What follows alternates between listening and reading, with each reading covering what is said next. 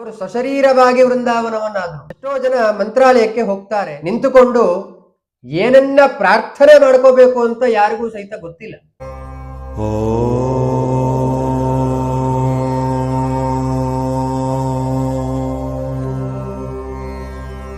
ಗುರುಭ್ಯೋ ನಮಃ ಪರಮ ಗುರುಭ್ಯೋ ನಮಃ. ಶ್ರೀಮದಾನಂದತೀರ್ಥ ಭಗವತ್ಪಾದಾಚಾರ್ಯ ಗುರುಭ್ಯೋ ನಮಃ. ಹರಿ ಓಂ. ಪೂಜ್ಯಾಯ ರಾಘವೇಂದ್ರಾಯ ಸತ್ತಧರ್ಮರತಾಯ ಚ ಭಜತಾಂ ಕಲ್ಪವೃಕ್ಷಾಯ ನಮತಾಂ ಕಾಮಧೇನವೇ. ಹರಿ ಓಂ. ಕಲ್ಪವೃಕ್ಷ ಕಾಮಧೇನು ಎನಿಸಿಕೊಂಡಂತಹ ರಾಘವೇಂದ್ರ ಗುರು ಸಾರ್ವಭೌಮರ ಪ್ರತಿಯೊಬ್ಬರಿಗೂ ಇಡೀ ಸಜ್ಜನರಿಗೆ ಅನುಗ್ರಹವನ್ನ ಆಗ್ಲಿ ಅಂತ ಹೇಳಿ ಪ್ರಾರ್ಥನೆಯನ್ನ ಮಾಡುತ್ತಾ, ರಾಘವೇಂದ್ರ ಗುರು ಸಾರ್ವಭೌಮರ ಅನುಗ್ರಹ ಎಲ್ಲರಿಗೂ ಆಗಬೇಕು. ಯಾಕೆ ಅಂತಂದ್ರೆ ಕಲಿಯುಗದಲ್ಲಿ ಕಲ್ಪವೃಕ್ಷರಾಗಿರುವಂತೆ ನಿಂತಿದ್ದಾರೆ ನಮಗೆಲ್ಲರಿಗೂ ಸಹ. ಯಾಕೆ ಅವರು ನಿಂತಿದ್ದಾರೆ ಅಂತಂದ್ರೆ ಅವರು ಸಶರೀರವಾಗಿ ವೃಂದಾವನವನ್ನಾದರು ಅಲ್ವಾ. ಯಾಕೆ ಆ ರೀತಿ ಆಗಿದ್ರು ಅಂತಂದ್ರೆ ನಮ್ಮ ಕಲಿಯುಗದಲ್ಲಿ ಎಷ್ಟೋ ದುಃಖಗಳು ತಪ್ತರಾಗ್ತಾರೆ, ಅವರಿಗೆ ಉದ್ಧಾರ ಮಾಡಬೇಕು ಅಂತಾನೆ ಅವರು ಅಲ್ಲಿ ಕೂತಿದ್ದಾರಂತೆ ಮಂತ್ರಾಲಯದಲ್ಲಿ. ಎಷ್ಟೋ ಜನ ಮಂತ್ರಾಲಯಕ್ಕೆ ಹೋಗ್ತಾರೆ, ಮಂತ್ರಾಲಯದ ಮುಂದೆ ರಾಘವೇಂದ್ರ ಗುರು ಸಾರ್ವಭೌಮರ ಮುಂದೆ ನಿಂತುಕೊಂಡು ಏನನ್ನ ಪ್ರಾರ್ಥನೆ ಮಾಡ್ಕೋಬೇಕು ಅಂತ ಯಾರಿಗೂ ಸಹಿತ ಗೊತ್ತಿಲ್ಲ. ಯಾಕೆ ಅಂತಂತಂದ್ರೆ ಈಗಿನ ಕಾಲದಲ್ಲಿ ಪ್ರತಿಯೊಬ್ಬರೂ ಸಹಿತ ರಾಯರ ಮುಂದೆ ತಮ್ಮ ಕಷ್ಟಗಳ ಪಟ್ಟಿಯನ್ನ ಇಡ್ತಾರೆ. ಹಂಗಾಗಿದೆ, ಹಿಂಗಾಗಿದೆ, ಈ ರೀತಿಯಾಗಿದೆ, ರಾಯರ ನಮಗೆ ಆ ರೀತಿಯಾಗಿ ಕೊಡಿ, ಈ ರೀತಿಯಾಗಿ ಕೊಡಿ. ಆ ರೀತಿ ರಾಯರ ಅನುಗ್ರಹ ಮಾಡೋದಿಲ್ವಂತ.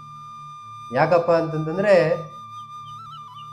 ರಾಯರ ವಿಶೇಷವಾಗಿರುವಂತಹ ಎಷ್ಟೋ ನಾವು ಅವರ ಪವಾಡಗಳಲ್ಲಿ ನಾವು ನೋಡಿದ್ದೇವೆ. ರಾಯರ ಶಿಷ್ಯ ಒಬ್ಬ ಪ್ರತಿನಿತ್ಯ ಪಾದವನ್ನು ತೊಳಿತಾ ಇದ್ದ. ಒಂದು ದಿವಸ ನಾನು ಮನೆಗೆ ಹೋಗ್ತೀನಿ ಅಂತ ಹೇಳಿದಾಗ ಆಯ್ತಪ್ಪ ಅಂತ ಹೇಳಿ ಪ್ರತಿನಿತ್ಯ ಕಾಲು ತೊಳಿತಾ ಇದ್ದ. ಅವನು ಪಾದ ಪ್ರಕ್ಷಾಲನೆ ಮಾಡಿಕೊಂಡು ಪ್ರತಿನಿತ್ಯ ರಾಯರ ಒಂದು ಪಾದ ಪ್ರಕ್ಷಾಲನೆ ಮಾಡಿರುವಂತಹ ಆ ಒಂದು ಮಣ್ಣನ್ನ ತಗೊಂಡು ಹೋಗ್ತಾನಂತೆ. ಮಣ್ಣನ್ನ ತಗೊಂಡು ಹೋದಾಗ ದೊಡ್ಡ ಪ್ರೇತ ಪಿಶಾಚಿಗೆ ಓಡಿಸ್ಲಿಕ್ಕೆ ಕಾರಣ ಆಗುತ್ತೆ. ಅಂದ್ರೆ ಈ ಕಥೆಯಿಂದ ನಮ್ಗೆ ಏನ್ ಗೊತ್ತಾಗುತ್ತಪ್ಪ ಅಂದ್ರೆ ಅವರ ಒಂದು ಶರಣಾಗತತ್ವ, ಅವರಲ್ಲಿ ಯಾವ ರೀತಿಯಾಗಿ ನಾವು ಬೇಡಿಕೆಯನ್ನ ಮಾಡ್ಕೋಬೇಕು ಅಂತ ನಮಗೆ ಆ ಕಥೆಯಿಂದ ನಮಗೆ ಗೊತ್ತಾಗುತ್ತೆ.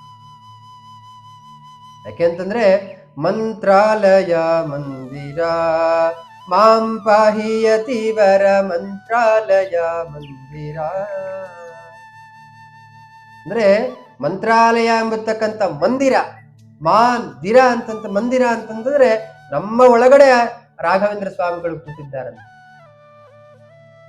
ಆದ್ದರಿಂದ ಅವರ ಮುಂದೆ ನಾವು ಏನನ್ನ ಪ್ರಾರ್ಥನೆ ಮಾಡ್ಕೋಬೇಕಪ್ಪ ಅಂತಂದ್ರೆ, ಅಪ್ಪ ನಮಗೆ ಜ್ಞಾನ ಭಕ್ತಿ ವೈರಾಗ್ಯಾದಿಗಳನ್ನು ಕೊಟ್ಟು ನಮ್ಮನ್ನು ಉದ್ಧಾರ ಮಾಡಿ, ನಾವು ಏನು ತಪ್ಪುಗಳಿದೆ ಅದನ್ನೆಲ್ಲ ನಾವು ಅದ್ರ ಮುಂದೆ ಒಪ್ಕೊಳ್ಬೇಕಂತ. ಸಾಮಾನ್ಯವಾಗಿ ಯಾವುದೇ ರೀತಿಯಾಗಿರುವಂತ ನಾವು ತಪ್ಪುಗಳನ್ನ ಯಾರೇ ಮುಂದೆ ನಾನು ಒಪ್ಕೊಳ್ಳಿಕ್ಕೆ ಹೋಗೋದಿಲ್ಲ. ಆದ್ರೆ ರಾಘವೇಂದ್ರ ಗುರು ಸಾರ್ವಭೌಮರ ಮುಂದೆ ನಮ್ಮ ತಪ್ಪನ್ನ ಒಪ್ಕೊಳ್ಬೇಕಂತ. ಯಾಕೆ ಅಂತಂದ್ರೆ ತಪ್ಪನ್ನ ಒಪ್ಕೊಂಡಾಗ ಮಾತ್ರ ದೇವರು ನಮ್ಮ ಹತ್ರ ಬರ್ತಾನಂತೆ. ಯಾಕೆಂದ್ರೆ ಅಪರಾಧ ಸಹಸ್ರಾಣಿ ಪ್ರಿಯಂತೆ ಹರ್ಣಿಶಮ್ಮಯ ತಾನಿ ಸರ್ವಾಣಿ ಮೇ ದೇವ ಕ್ಷಮಸ್ವ ಪುರುಷೋತ್ತಮ ಅಂತ. ಇಡೀ ಜಗತ್ತನ್ನ ಉದ್ಧಾರ ಮಾಡುವಂತ ದೇವರಿಗೆ ನಾವು ಕ್ಷಮಾಪಣೆಯನ್ನು ನಾವು ಕೇಳಿ ಮುಂದೆ ಹೋಗಬೇಕು. ಕಾಯೇನ ವಾಚ ಮನಸೇಂದ್ರಿಯರ್ವ ಬುದ್ಧಾತ್ಮನಾಭ ಪ್ರಕೃತಿ ಸ್ವಭಾವ ಕರೋಮಿ ಯದ್ಗತ್ ಸಕಲಂ ಪರಸ್ಮೈ ಶ್ರೀಮನ್ನಾರಾಯಣ ಇತಿ ಸಮರ್ಪಯ ಅಲ್ವಾ. ನಾವ್ ಏನನ್ನ ಮಾಡಿದ್ರು ದೇವರಿಗೆ ಸಮರ್ಪಣೆಯನ್ನು ನಾವು ಮಾಡಿಕೊಂಡು ಹೋಗ್ತೇವೆ. ಅದೇ ರೀತಿಯಾಗಿ ರಾಯರ ಮುಂದೆ ಯಾವುದೇ ರೀತಿಯಾಗಿರುವಂತಹ ಸೇವೆ ಆಗಿರ್ಬೋದು, ಅವರ ಮುಂದೆ ನಾವು ಬೇಳ್ಕೊಳ್ಳೋದಾಗಿರ್ಬೋದು, ಏನೇ ನಮ್ಮ ಇಚ್ಛೆಗಳಿದ್ರು ಸಹಿತ ಅವರ ಮುಂದೆ ನಮ್ಮ ತಪ್ಪನ್ನ ಒಪ್ಪುಕೊಂಡು ನಾವು ಮುಂದೆ ಹೋಗ್ಬೇಕಂತ. ಇಷ್ಟು ದಿವಸ ನಾನು ಮಾಡಿಬಿಟ್ಟಿದ್ದೇನೆ ದೇವರೇ, ಇನ್ನ ನನ್ನ ಉದ್ಧಾರ ಮಾಡಪ್ಪ ಅಂತ ಹೇಳಿ ಆ ರಾಯರ ಮುಂದೆ ಅಳಬೇಕಂತ, ದುಃಖ ತಪ್ತರಾಗಿರ್ಬೇಕಂತ. ಸಂತಾನ ಸಂಪತ್ ಪರಿಶುದ್ಧ ಭಕ್ತಿ ಅಂತ ಹೇಳ್ಬಿಟ್ರು.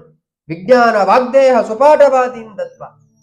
ಪರಿಶುದ್ಧ ಭಕ್ತಿ ಇದ್ರೆ ಮಾತ್ರ ರಾಯರು ನಮಗೆ ಎಲ್ಲ ಆಯಸ್ಸು, ಆರೋಗ್ಯ, ಭಾಗ್ಯ, ಭಕ್ತಿ, ಸುಖ ದುಃಖ ನಿವಾರಣೆ ಮಾಡಿ ಸುಖವನ್ನ ಕೊಡ್ತಾರಂತೆ ರಾಯರು. ಅವರ ಮುಂದೆ ಸುಮ್ಮನೆ ನಾವು ಪ್ರದಕ್ಷಿಣೆ ಮಾಡೋದಿಲ್ಲ. ಮಂತ್ರಾಲಯಕ್ಕೆ ಹೋಗಿ ಮಂತ್ರಾಲಯದಲ್ಲಿ ಹೋಗಿ ನಮ್ಮ ತಪ್ಪುಗಳನ್ನು ಕ್ಷಮೆ ಮಾಡ್ರಿ, ನಾವು ಇನ್ನು ಮುಂದೆ ನಿಮ್ಮ ಶರಣಾಗತನಾಗ್ತೀವಿ ಅಂತ. ಶರಣಾಗತತ್ವ ಇಲ್ಲದೆ ನಾವು ಏನು ಸಹಿತ ಮಾಡ್ಲಿಕ್ಕೆ ಆಗುವುದಿಲ್ಲ. ಯಾಕೆ ಅಂತಂತಂದ್ರೆ ಪ್ರಹ್ಲಾದರಾಜರಾಗಿದ್ದಾಗ ಅವನ ತಂದೆ ಎಲ್ಲೂ ದೇವರಿಲ್ಲ ಅಂತಂತಂದ್ರು, ಕಂಬದಲ್ಲೂ ಇದ್ದಾನೆ ಅಂತಂದಾಗ ಕಂಬದಿಂದ ನರಸಿಂಹದೇವರು ಬಂದರು. ಅವಾಗ ಶರಣಾಗತತ್ವ ಆದ ಯಾರು? ಹಿರಣ್ಯಕಶಿಪು. ಅವಾಗ ಮಾತ್ರ ಅವನಿಗೆ ಮೋಕ್ಷ ಸಿಕ್ತು.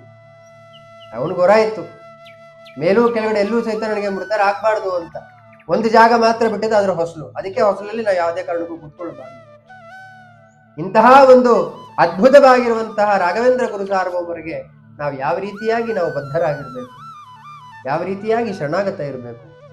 ಅವರ ಮುಂದೆ ಹೋದಾಗ ಪ್ರದಕ್ಷಿಣೆಕಾರ ಹಾಕ್ತಾ ಇರಬೇಕಾದ್ರೆ ಎಷ್ಟೋ ಜನಕ್ಕೆ ಎಷ್ಟು ಪ್ರದಕ್ಷಿಣೆ ಹಾಕ್ಬೇಕು ಅಂತ ಗೊತ್ತಿಲ್ಲ. 21 ಪ್ರದಕ್ಷಿಣೆಗಳನ್ನು ಹಾಕ್ಬೇಕು. ರಾಯರ ಮುಂದೆ 21 ಪ್ರದಕ್ಷಿಣೆಗಳನ್ನ ಮಾತ್ರ ಹಾಕಿದಾಗ ಮಾತ್ರ ನಮಗೆ ಅನುಗ್ರಹವನ್ನ ಮಾಡ್ತಾರೆ. ಏನೋ ನಾನು ಹೋಗಿದ್ದೀನಿ, ಏನೋ ಟ್ರಿಪ್ ಅಂತ ಹೋಗಿದ್ದೀನಿ ಅಂತ ಹೋಗಬಾರ್ದಂತೆ. ಅವರ ಮುಂದೆ, ವೃಂದಾವನದ ಮುಂದೆ ಸಶರೀರವಾಗಿ ಕೂದಿರ್ತಾರೆ, ನಾವು ಸಶರೀರವಾಗಿ ಕೂದಿರ್ತೀವಿ. ಅವರನ್ನ ನಮ್ಮನ್ನ ಮಧ್ಯದಲ್ಲಿ ನಾವು ಕನೆಕ್ಟ್ ಮಾಡ್ಕೋಬೇಕು. ಆ ಕನೆಕ್ಟ್ ಹೇಗಪ್ಪ ಆಗೋದು ಅಂದ್ರೆ ಪರಿಶುದ್ಧ ಭಕ್ತಿಯಿಂದ ಆಗುತ್ತೆ. ಆ ಪರಿಶುದ್ಧ ಭಕ್ತಿ ಹೇಗ್ ಬರುತ್ತಪ್ಪ ಅಂದ್ರೆ ನಮ್ಮ ತಪ್ಪುಗಳನ್ನ ನಾವು ಒಪ್ಕೊಳ್ಬೇಕು. ಆದಾಗ ಮಾತ್ರ ಆ ರಾಯರು ನಮಗೆ ಅನುಗ್ರಹವನ್ನ ಮಾಡ್ತಾರೆ. ಇದೇ ರೀತಿಯಾಗಿ ಇನ್ನೇನು ರಾಯರ ಆರಾಧನೆ ಹತ್ರ ಬರ್ತಾ ಇದೆ. ಪ್ರತಿಯೊಬ್ಬರಿಗೂ ಆ ರಾಯರ ಅನುಗ್ರಹ ಆಗಲಿ. 29, 30, 31 ಬರ್ತಾ ಇದೆ. ಅವರ ಬಗ್ಗೆ ಆರಾಧನೆ ದಿವಸ ನಾವು ಏನನ್ನ ಮಾಡಬೇಕು ಅಂತ ಯಾರಿಗಾದ್ರೂ ತಿಳ್ಕೊಳ್ಬೇಕು ಅಂತ ಇಚ್ಛೆ ಇದ್ರೆ ದಯವಿಟ್ಟು ನಮಗೆ ಕಮೆಂಟ್ ಮೂಲಕ ತಿಳಿಸ್ಕೊಡಿ.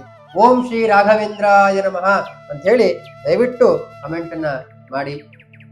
ಏನೇ ಇಚ್ಛೆ ಇದ್ರು ಸಹಿತ ಕೆಳಗಡೆ ಕೊಟ್ಟಿರುವಂತಹ ಸಂಪರ್ಕವನ್ನ ನಾವು ಮಾಡಬಹುದು. ಎಲ್ಲರಿಗೂ ಅನುಗ್ರಹ ಮಾಡಲಿ ಅಂತೇಳಿ ಪ್ರಾರ್ಥನೆ ಮಾಡುತ್ತಾ, ಸರ್ವೇಂದ್ರಿಯ ಪ್ರೇರಕೇಣ ಶ್ರೀ ಪ್ರಾಣ ಪ್ರಧನೇರಿತಃ ಯದವೋಚ ಮಹಂತೇನ ಪ್ರಿಯತಾಂ ಕಮಲಾಲಯ. ಸರ್ವಂ ಶ್ರೀಕೃಷ್ಣಾರ್ಪಣಮಸ್ತು. ಹರಿ ಓಂ.